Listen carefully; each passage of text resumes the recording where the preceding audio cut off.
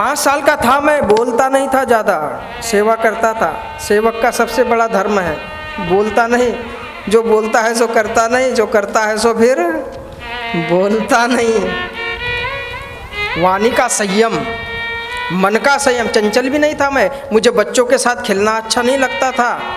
मेरे पिताजी तो कब के गुजर गए थे, माँ विधवा हो गई थी, उसका मैं अकेला ही सहारा था। लेकिन मैं समझ गया कि मेरा सहारा संत है, यही मुझे पार लगाएंगे। अहम पुरातित भवे भवम मुने, दाशास्तु कशासन वेदवादिनाम, निरूपित बालक एव योगिनाम, शुश्रूषणे प्रावुषि निर्विवेक्षता। सेवा करता था, सेवा में लगा दिया गया था, और खाने का भी मुझे लोभ नहीं था। जब संतों का भोजन हो जाए और बर्तनों में जो खुरचन रह जाती थी, उच्छिष्टले पानन मोदित द्विज, वो भी आज्ञा लेकर।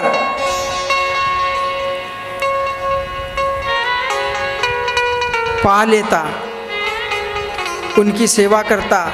धीरे धीरे मेरा मन पवित्र होने लगा, संसार की वासनाएं दूर भागने लगी। अब मेरा मन वो करने की इच्छा करने लगा जो संत करते हैं। तद्धर्म एवात्मरुचि प्रजायते। जब मैं उनको ध्यान लगाए देखता, जब माला फेरते देखता, तो मेरा मन करता, धीरे से चला जाता। कहता, गुरुजी आप आंखें बंद करते हैं, क्या करते हैं मुझे भी बताइए, मैं भी ऐसा बैठा करूँगा।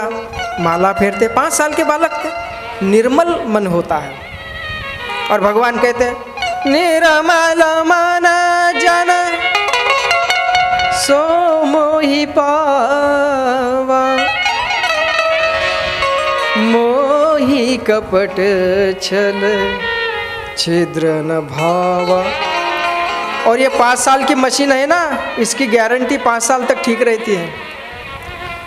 जैसे उम्र बढ़ जाती, फिर जिद्दी, फिर धीरे धीरे छल कपट झूठ बोलना, धीरे धीरे बीमारियाँ, मशीन खराब होने लग जाती है। जैसे जैसे माया का संपर्क होता है, वैसे वैसे जीव में माया के गुण आने लग जाते हैं। छल कपट झूठ पाखंड आकर्षण। मैं इतना मगन हो गया, मैं तो उनके ध्यान में खो गया, निरंतर सेवा में लगा रहता। और मैं समझ गया कि अब मेरा कल्याण गुरु चरण से ही होना है। गुरु चरण कमल बलिहारी रे, गुरु चरण कमल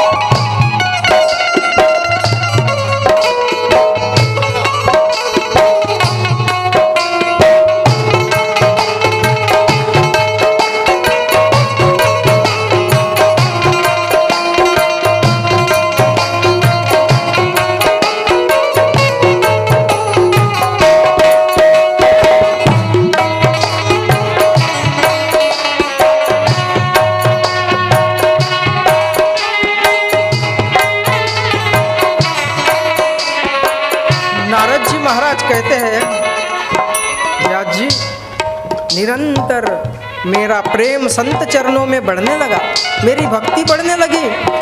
मेरी भक्ति बढ़ी और मेरे माता की चिंता बढ़ी। माता सोचने लगी कहीं ऐसा न हो मेरा एक ही लौता बेटा है, संतों के साथ चला न जाए, कहीं साधु न बन जाए, मेरा क्या होगा। माता जाके संतों से कहते, गुरुदेव मेरा बेटा बड़ा भाविक है, मेरा यही जीवन का एक ही आसरा है।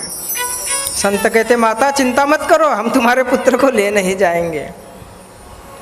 चतुर्मास पूरा हुआ। नारद जी कहते हैं, जब संत जाने लगे मेरा हृदय भर आया। मुझे ऐसा आभास लगा कि मेरा सर्वस्व कोई लूट के ले जा रहा हो, जैसे किसी लोभी का धन लूटा जा रहा हो। मैंने उनके चरण पकड़ के कहा, गुरुदेव आप जहाँ जाएंगे मुझे ले चलिए। उन्होंने कहा, बेटा नहीं, तुम अपने माता के एक ही सहारे हो, घर में रहो, माता की सेवा करो। हम तुम्हें मंत्र बता देते हैं, भगवान का ध्यान बता देते हैं। इस प्रकार से घर में माता की सेवा करते हुए तुमने रहना, भगवान का स्मरण करना, ध्यान करना, भगवान की कृपा तुम पर अवश्य होगी। वो चले गए। नारद जी कहते, व्यास जी महाराज सच कहूँ, मेरा शरीर तो वहाँ था, मेरा मन तो संतों के साथ विदा हो गया था। अब मैं प्रतीक्षा करने लगा, भगवान से प्रार्थना करने लगा, हे प्रभु, हे सर्वेश्वर, आप तो सबकी गुहार सुनते हैं, मुझ पर भी कृपा करो, मेरा भवबंधन काट दो, मुझे अपने पास बुलाओ। एक दिन संजोग से मेरी माता गौ दोहन करने गौशाला गई, वहाँ उस बिचारी को एक सांप ने काट लिया। सांप बड़ा जहरीला था, उसकी उसी समय मृत्यु हो गई। और मैं मन ही मन भगवान को धन्यवाद करने लगा कि प्रभु अब मेरा कोई बंधन नहीं, अब मैं आपकी शरण में आ रहा हूँ। माता का अंतिम संस्कार किया और वो बालक हिमालय की ओर चल दिया। कई बस्तियां, कई नगर पार करते करते एक घोर जंगल में पहुंचा। एक पीपल के पेड़ के नीचे आसन जमाया और आंख जैसे ही बंद की, भगवान हृदय में प्रकट हो गए। बोली भक्तवत्सल भगवान जय। भगवान प्रकट हो गए और एक झलक दिखाकर फिर अंतर्धान हो गए। जैसे बालक ने आंखें खोली, व्याकुल हुआ, रुदन करने लगा, प्रभु कहाँ हैं आप, कहाँ हैं आप।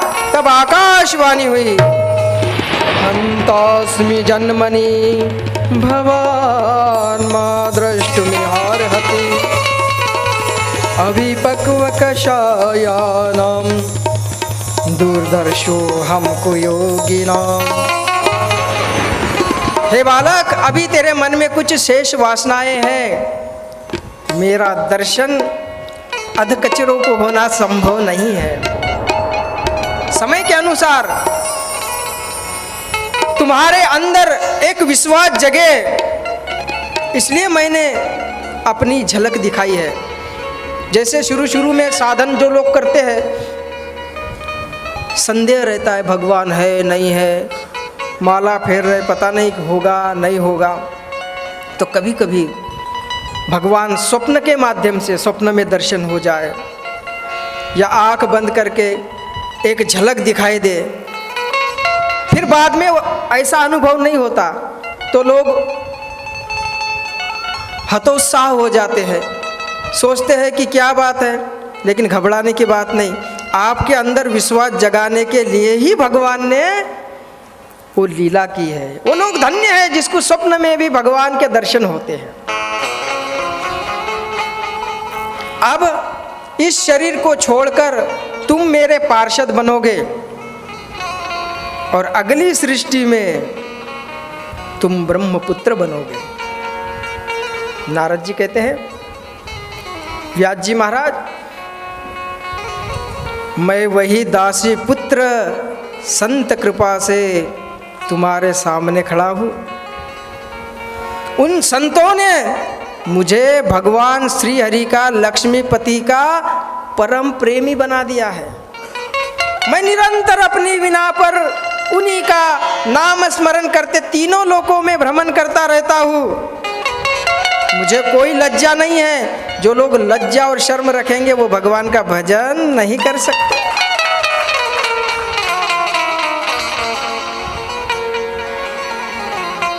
कोई बड़े बड़े अधिकारी जब अपने घर में छोटे से नाती को खिलाते हैं तो उसके साथ छोटे से बच्चे बन जाते हैं, ताली बजाएंगे।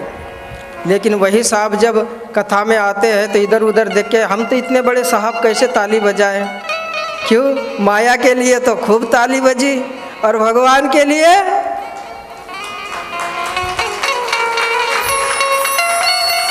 आप लोग तो यूं ही बजाते हैं।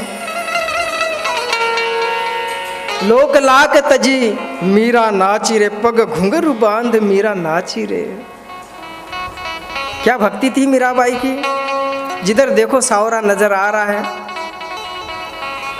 जिसके जीवन में लज्जा भय, भक्त के हृदय में ये सब नहीं होता है। ना उसको किसी के सम्मान की आकांक्षा है, ना पद की, ना प्रतिष्ठा की, ना मान की चिंता, ना अपमान का भय, तभी तो वो है भक्त। वही तो भक्त है। कन्हैया की जब बंसी बजी तो गोपिया काम काज सब तज दिया।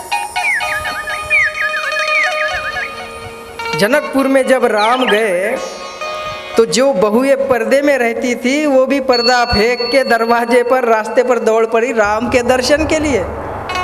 क्यों? इनके लिए कैसा पर्दा! और ये अवसर बार बार नहीं आने वाला। धाई काम धाम सब त्यागी, मनहु रंक निधि लूटन लाग। मानो किसी गांव में अचानक आकाश से सोने की मोहरें गिरने लग जाए तो पूरे खानदान को लगाया जाएगा कि नहीं? बहू हो, बेटी हो, जाओ जितना हो सके लाओ। भाई निधि है, धन है। तो और भगवान तो परम धन है, परम निधि है। और ऐसा धन है खर्चे ना खूटे वाको, चोर ना लूटे। दिन दिन बढ़त सवायो सवायो पायो जी मैंने राम रतन पायो जी मैंने राम रतन धन पायो। पायो जी मैंने राम रतन धन पायो। पायो जी मैंने राम रतन धन पायो। वस्तु अमोलक दी मेरा सतगुरु। वस्तु अमोलक दी मारा सतगुरु। वस्तु अमोलक दी मारा सतगुरु। वस्तु अमोलक दी मारा सतगुरु। हरि कृपा अपनायो, पायो जी मैंने राम रतन। पायो जी मैंने राम रतन धन पायो।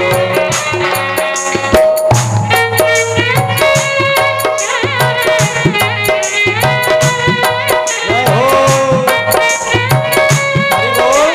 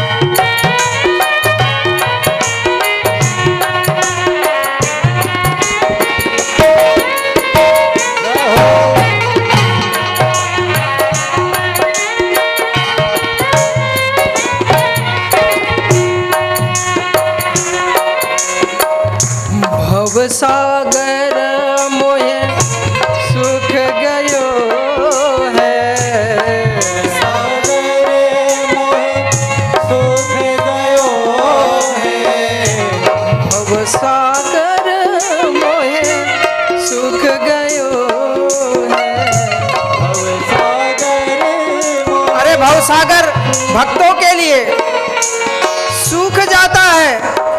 अरे तैरना तो तब पड़ेगा जब पानी है, और सूख गया है तो पैदल निकल जाओ। भव सागर मोहे सूख गयो है, भव सागर मोहे सूख गयो है। फिकर नहीं अब, फिकर नहीं अब, करनन के लागे लगन। शरणन के मोहि लागे लगन, गुरु शरणन के। चरण बिना मोहे कछु नहीं भावे, चरण बिना मोहे कछु नहीं भावे, झूठी माया सब सपनन की मोहे लागे लगन, गुरु शरणन के मोहि लागे लगन, गुरु शरणन के।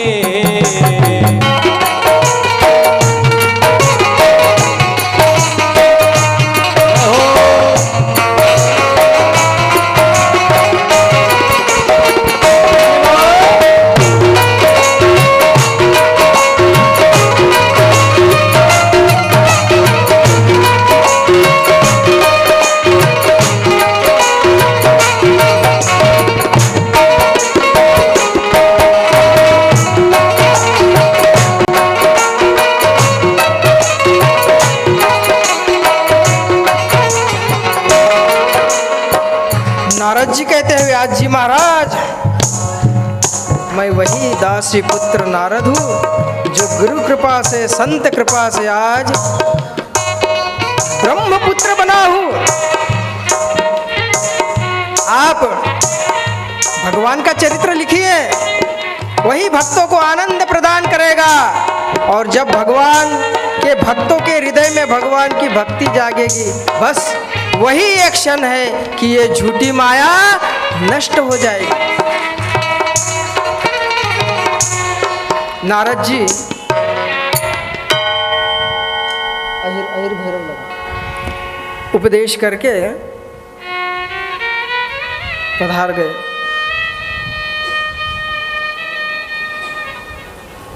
व्यास जी ने आचमन किया, शांत बैठे और श्रीमद् भागवत महापुराण की रचना की। फिर उन्होंने ये रचना अपने वितरागी पुत्र सुखदेव जी को सुनाई, अध्ययन कराया। सूत जी कहते हैं, शौनकादि ऋषियों आप धन्य है। अब मैं तुम्हें राजा परीक्षित के जन्म कर्म की कथा सुनाता हूँ, जिसमें भगवान की लीला का उदय होता है। परीक्षित हो राजस जन्म कर्म विलापनम, संस्थां च पांडुपुत्रान् वक्षे कृष्ण कथोदयम्।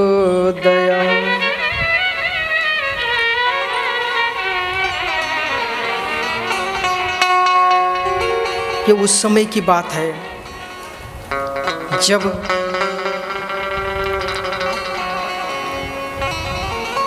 दुर्योधन की जंघा भीम ने अपनी गदा से मार मार के भग्न कर दी, तोड़ दी। सज्जनों, आपको पता है महाभारत का युद्ध क्यों हुआ? इसके पीछे कारण बहुत सारे हो सकते हैं, छोटे छोटे, लेकिन प्रधान कारण क्या है? द्रौपदी का कौरवों की सभा में अपमान। कोई कितना ही शक्तिशाली क्यों न हो, जब वो अहंकार के कारण अपने जीवन में किसी स्त्री का अनादर, तिरस्कार, अपमान कर देता है, उसी समय विनाश का भाजन बन जाता है। वाल्मीकि रामायण में बड़ा एक सुंदर प्रसंग है, जब रावण सीता जी का हरण करने के लिए पंचवटी जाता है और कपट मृग मारीच को बनाकर राम जी उसके पीछे जाते हैं। सीता जी के फटकारने पे लक्ष्मण भी चले जाते हैं। तब रावण ढोंगी तपस्वी का भेष बना के सीता से भिक्षा की याचना करते हैं और फिर अपना रूप प्रकट करके सीता का हरण करने के लिए सीता के बाल पकड़ लेते हैं। जिस समय रावण ने सीता के केश पकड़े हैं, ब्रह्मलोक से ब्रह्मा जी समस्त देवता इस दृश्य को देख रहे हैं। ये दृश्य देखते ही ब्रह्मा जी मुस्कुराए, ब्रह्मा जी के मुखमंडल पर मुस्कान छा गई। तो इंद्रादि देवता सब आश्चर्य में पड़ गए, परमपिता आप क्या कर रहे हैं, आप मुस्कुरा रहे हैं? अरे ये रोने की बात है और ये कोई साधारण स्त्री है, साक्षात महालक्ष्मी है, आप क्यों मुस्कुरा रहे हैं? आपको विरोध करना चाहिए। ब्रह्मा जी कहते हैं, देवताओं आज मेरे सर का बहुत बड़ा बोझा कम हो गया। कैसा बोझा परमपिता? रावण ने तपस्या की, उसके बल पर मैंने उसे वरदान दे दिए, वो अनंत शक्तिशाली है, तुम भी उसे नहीं हरा सकते और मैं भी उसे रोकने में समर्थ नहीं हूं। तो बोले इसमें इस प्रसंग का क्या लेना देना है? सीता जी के केस रावण ने पकड़े हैं, आप क्यों मुस्कुरा रहे? बोले बस यही तो लेना देना है।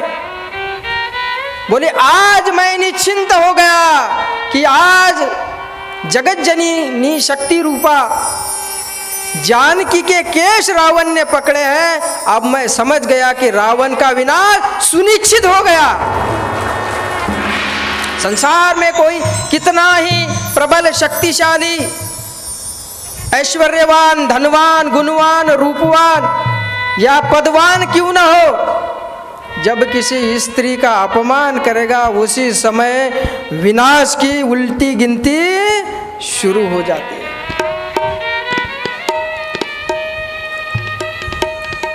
भरी सभा में द्रौपदी को लाया गया था, सबको कथा याद है।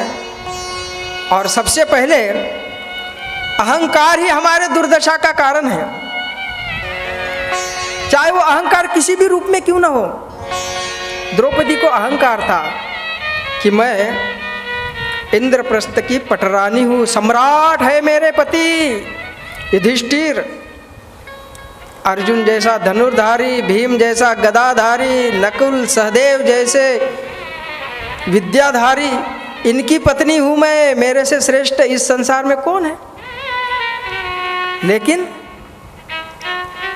दूसरे की बात तो छोड़ो, घर के ही परिवार के सदस्य उसका अपमान करने पे तुले हैं, दुशासन चीर खींचने पे लगा है।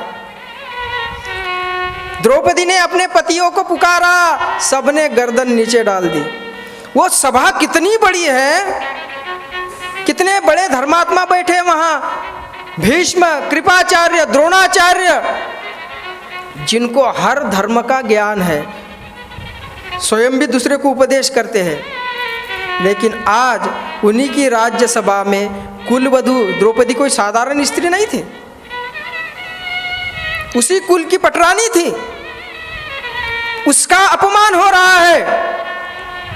सब मौन है, सब चुप है, केवल एक व्यक्ति ऐसा है जो स्पष्टवादी है, किसी का भय उसको नहीं, और वो है विदुर। इसलिए विदुर नीति प्रसिद्ध है। विदुर ने विरोध किया, परिणाम कुछ नहीं निकला। द्रौपदी ने भीष्म, द्रोणाचार्य, कृपाचार्य, बड़े बड़े आचार्यों के पास, धर्माचार्यों के पास गुहार लगाई, सब नीचे गर्दन झुका गए।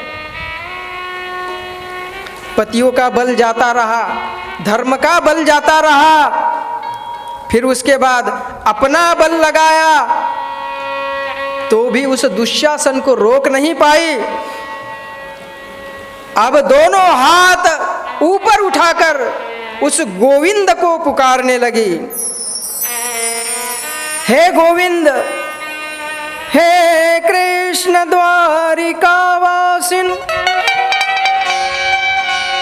क्वासी यदुनंदन,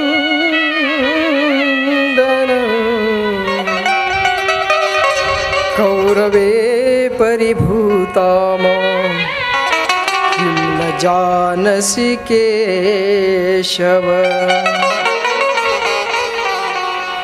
हे गोविंद, तुम्हारे बिना मेरी रक्षा कौन कर सकता है जब संसार साथ छोड़ देता है।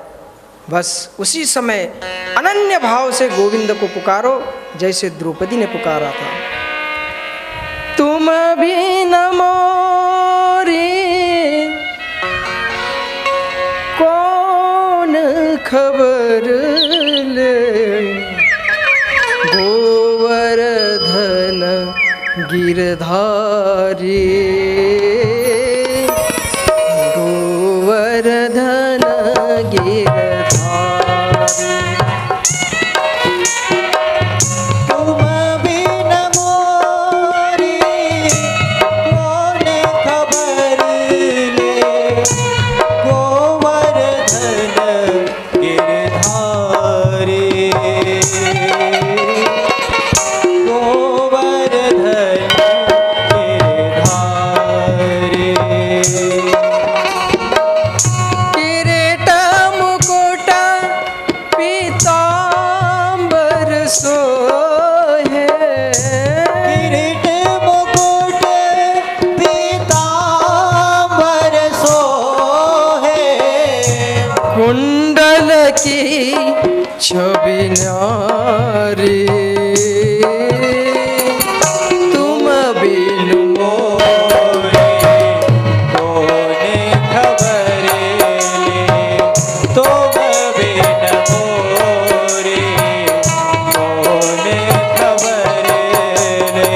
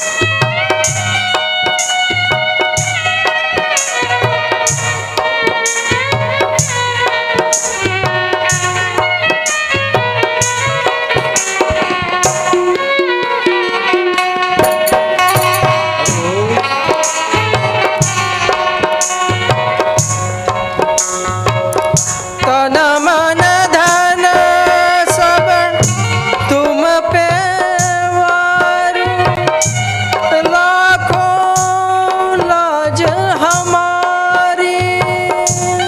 हो राखो लाज हमारी, हो राखो लाज हमारी।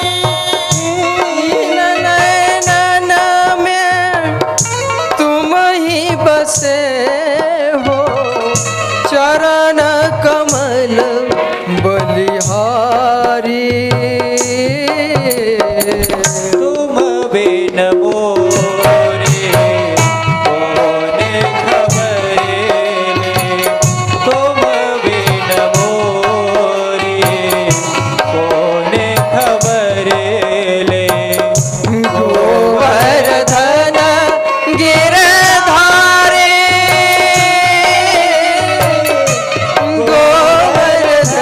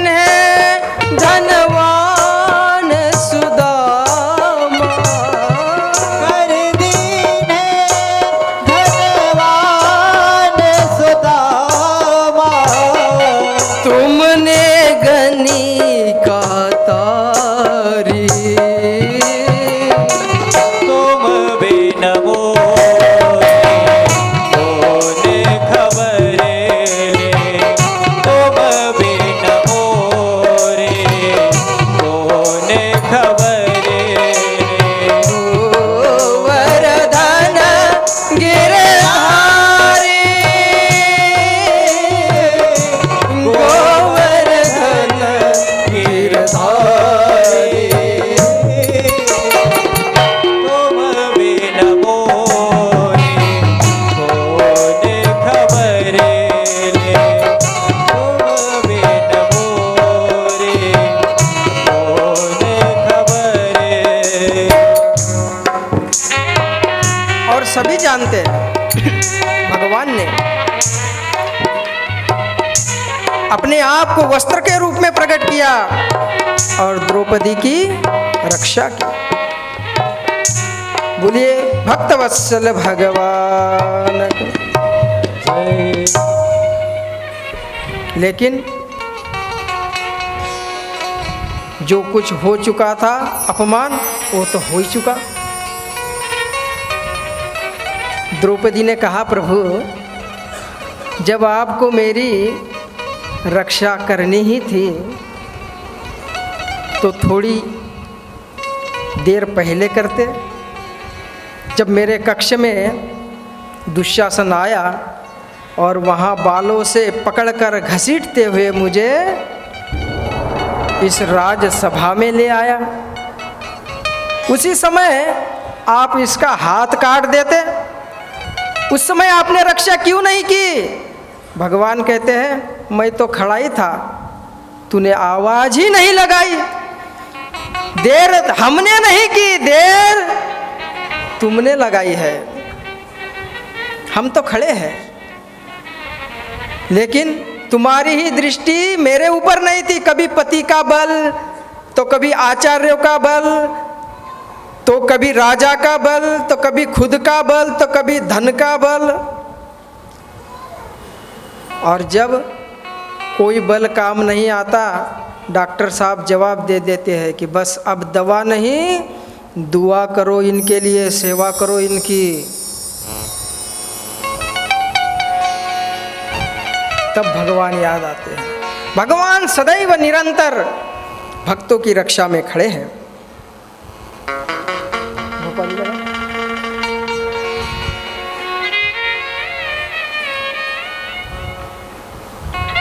और इसी का परिणाम क्या हुआ? महाभारत का भयंकर युद्ध हुआ।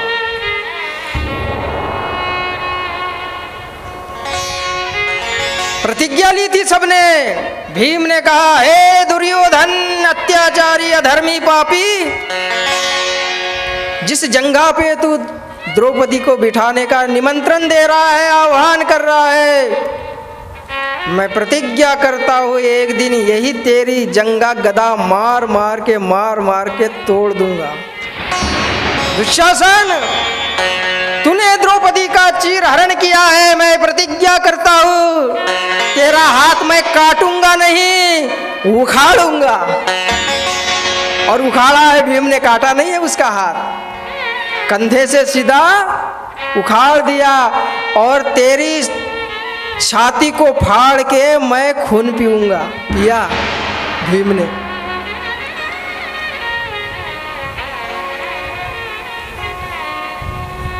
गलती करने से पहले सोचना चाहिए परिणाम क्या होगा। फिर पाछे पछताए का होता है जब चिड़िया चुक गई खेत। बाद में रोने से क्या होगा। दुर्योधन धराशायी पड़ गया। अश्वत्थामा उसका साथी अभी तक बना हुआ है। 3 लोग बचे थे, कृतवर्मा, अश्वत्थामा और कृपाचार्य। चौथा दुर्योधन, ये तो गिर गया। अश्वत्थामा गया, कहा मित्र चिंता मत करो, अभी मैं जिंदा हूँ, मैं आक्रमण करूँगा। बोले जब हमारी सारी सेना उन पांडवों का कुछ नहीं बिगाड़ पाई, तुम अकेले क्या कर लोगे। बोले दिन में नहीं रात में हमला करूँगा, सेनापति बना मुझे। मरते मरते भी अपने खून का ही तिलक उसके माथे पे लगाया। जा, वो गया और रातों रात पांडव के पुत्रों को पांडव समझ के, भगवान भक्तों की रक्षा करते हैं। आज विजय का उत्सव पांडव मना रहे थे। भगवान ने कहा उत्सव में खो मत जाना, सो मत जाना, अपने शिविर में जाके चलो नदी किनारे तुम्हारे मरे हुए बंधुओं को जलांजलि तर्पण देते हैं। अरे क्या हानि हुई, क्या लाभ हुआ, तुमने किसको मारा? मरा तो तुम्हारा भाई ही। दोनों तरफ एक ही परिवार लड़ रहा था, दूसरा कौन था वहां? सब चाचा ताऊ, एक ही परिवार लड़ रहा था। भगवान उनको ले गए। पांडव के 5 पुत्र थे, पांचों पांडव के। वो कहते हम तो बहुत थक गए, हम तो सोएंगे। सो गए। कहते हैं जो जागत है सो पावत है, जो सोवत है सो खोवत है। उठ जाग मुसाफिर भोर भई, अब रैन कहाँ जो सोवत है। प्रभु जागत है तू सोवत है, यह प्रेम करन की रीत नहीं। प्रभु जागत है तू सोवत है। जो सो गया सो खो गया। अश्वत्थामा ने पांडव पुत्रों को पांडव समझ के 5 को मार डाला। द्रौपदी जब गई, शोक करने लगी, रोने लगी। अर्जुन गया, सांत्वना दी। भगवान श्री कृष्ण को साथ में ले गए और अश्वत्थामा को पकड़ लिया। भगवान ने कहा ये आतताई को जीवित नहीं छोड़ना चाहिए। गांव में आग लगाने वाला, किसी को जहर देने वाला, बुरी नीयत से शस्त्र धारण करने वाला और धन को लूटने वाला, खेत और स्त्री का अपहरण करने वाला, ये 6 लोग आतताई माने जाते हैं। इनको जान से ही मारना चाहिए। लेकिन भगवान कहते हैं ब्राह्मण का वध नहीं करना चाहिए। द्रौपदी कहती है मुंचता मुंचता मेषम ब्राह्मणो नितरा गुरु। हे आर्यपुत्र, ये उल्टी गंगा कैसे बहाएंगे आप? जिस गुरु ने आपको सारे रहस्यों के सहित धनुर्विद्या सिखाई, उन्हीं के बेटे को मारोगे, उन्हीं के कुल का नाश करोगे। आत्मा वै जायते पुत्रा, आपके गुरु ही पुत्र के रूप में खड़े हैं, छोड़ दो। भीमसेन कहते हैं खबरदार अर्जुन, छोड़ना नहीं इसको। इस पापी ने मेरे पुत्र को ना अपने लिए ना शत्रु के लिए व्यर्थ में ही मार दिया। दुर्योधन ने भी जब पांडवों के पुत्रों के शीश देखे दुखी हुआ। अश्वत्थामा से कहता है अरे अश्वत्थामा, तूने तो हमारे कुल में कोई दीपक जलाने वाला भी नहीं छोड़ा, तूने हमको तर्पण देने वाला भी नहीं छोड़ा। अरे भला ये पांडवों के पुत्र है तो हमारा ही वंशज, हमारे मरने के बाद यही तो हमको पिंडदान करते। भीम कहता है ना अपने लिए ना शत्रु के लिए, जिसने हमारे पुत्रों को यूं ही नष्ट कर दिया, इसको तो मारना ही चाहिए। भगवान कहते बम ब्रह्म बंधुर्न हंतव्य आततायैव दार्हण मय्यो भमयाम्नाथ परिपाह्य अनुशासनम। मैंने शास्त्र में वेद में 2 बातें कही है, आतताई को छोड़ना नहीं चाहिए और ब्राह्मण का वध नहीं करना चाहिए। दोनों ही बातों का पालन करो। अर्जुन समझ गए, तुरंत उन्होंने अपनी तलवार निकाली और अश्वत्थामा के शीश पर एक मणि था जो बड़ा सुंदर चमकता था, उस तलवार से उसकी मणि निकाल दी, धक्का मारकर बाहर कर दिया। ब्राह्मण के लिए अपमानित कर देना, केश मुंडवा देना, धक्के मार के बाहर निकाल देना, यही दंड है। कब? जब बहुत जघन्य अपराध करे तब। लेकिन आजकल सरकारी कानून में, देश का कानून अलग है। तो कहने का तात्पर्य शास्त्र ये कहता है। अब हमारा देश कई धर्मों को लेकर चलने वाला है। सनातन हिंदू धर्म के नाम से ही थोड़ा सा भी कोई नियम बताओगे तो पालन होना संभव नहीं। ठीक है, जिस प्रकार से जैसा समय है और सब प्राणी अपने अपने कर्मों का ही तो फल भोगते हैं।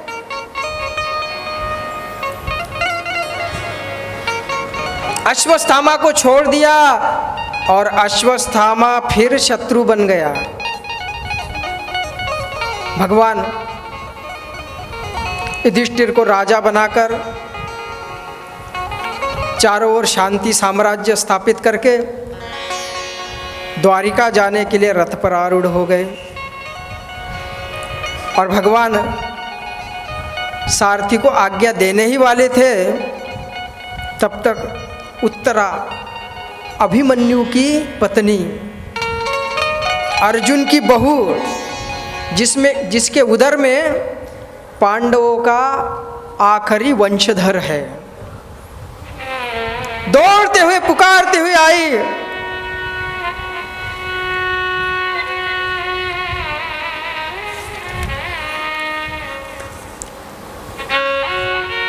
और भगवान से प्रार्थना करने लगी, पाहि पाहि महायोगिन देव देव जगत्पते, नान्यं त्वद्भयं पश्य यत्र मृत्यु परस्परम। प्रभु, यहाँ सब एक दूसरे के शत्रु है, सब एक दूसरे को मारने पर तुले हैं, सब एक दूसरे को नष्ट करना चाहते हैं। रक्षा करने वाले तो आप ही है गोविंद, मेरी रक्षा करिए। भगवान ने देखा कि उत्तरा के पीछे एक तेजस्वी बाण आ रहा है, जो अश्वत्थामा का चलाया हुआ ब्रह्मास्त्र है, जो उत्तरा के गर्भ को नष्ट करना चाहता है। भगवान ने उत्तरा को सांत्वना दी, चिंता मत करो। और भगवान ने अपने माया कवच से उत्तरा के गर्भ को सुरक्षित किया। उत्तरा के गर्भ की भगवान ने रक्षा की, उत्तरा स्वस्थ हुई। अब भगवान फिर पुनः तैयार हुए जाने के लिए, तो कुंती भगवान की प्रार्थना करती है, नमस्ते पुरुषस्त्वाद्य मीश्वरं प्रकृते परम अलक्ष्यं सर्वभूतानां अंतर्बहिरवस्थितम्।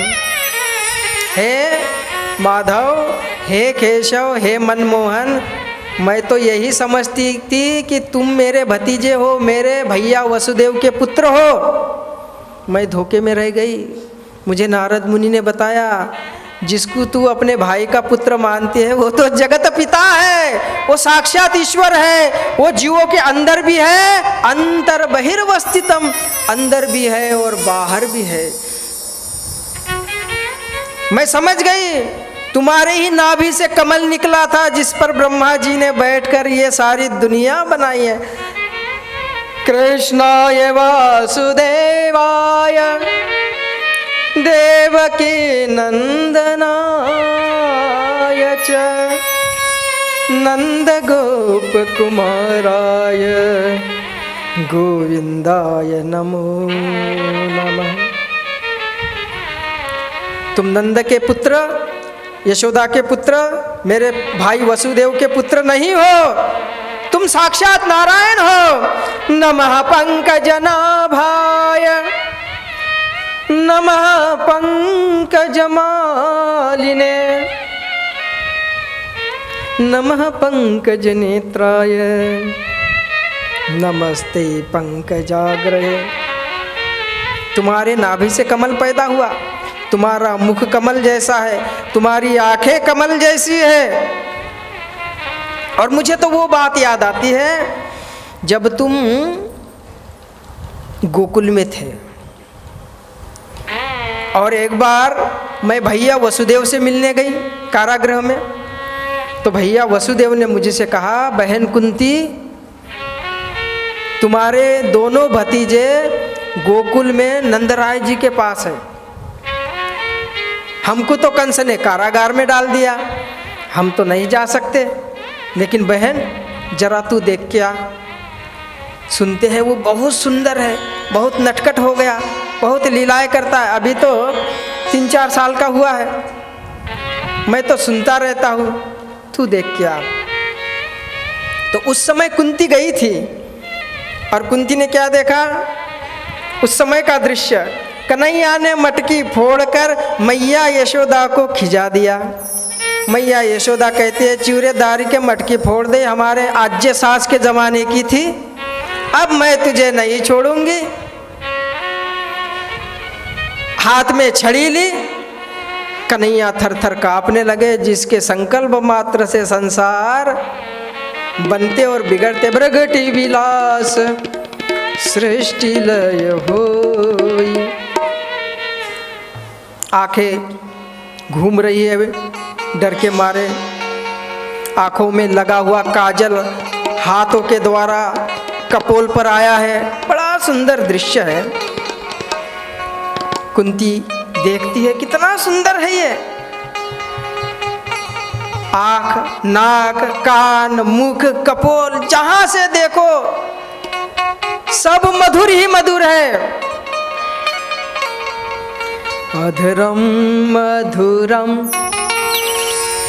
नयनम मधुरम वदनम मधुरम हसितम मधुरम। अधरं मधुरं वदनं मधुरं नयनं मधुरं हसितं मधुरम्। हृदयं मधुरं गमनं मधुरं। हृदयं मधुरं गमनं मधुरम्। मधुराधिपते मधुराधिपते अखिलं मधुरम्। अधरं मधुरं वदनं मधुरं नयनं मधुरं हसितं मधुरम्। अधरं मधुरं वदनं मधुरं नयनं मधुरं हसितं मधुरम्।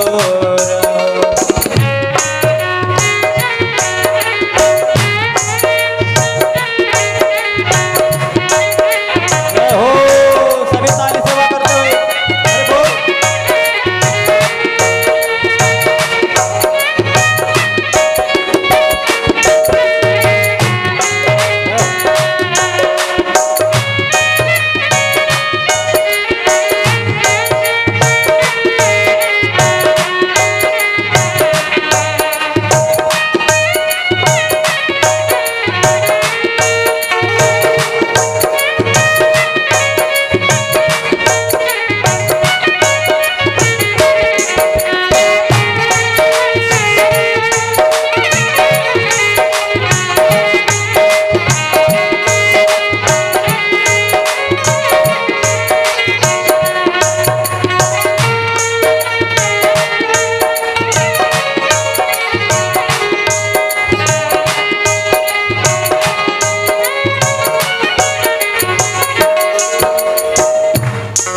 वचनं मधुरं चरितं मधुरं।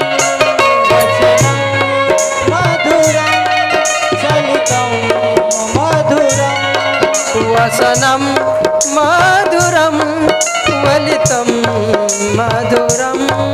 वचनं मधुरं वलितं मधुरम्।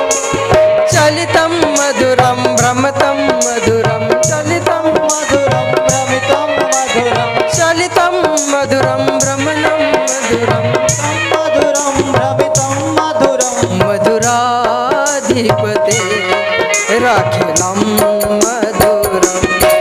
अधरं मधुरं वदनं मधुरं नयनं मधुरं हसितं मधुरम्। अधरं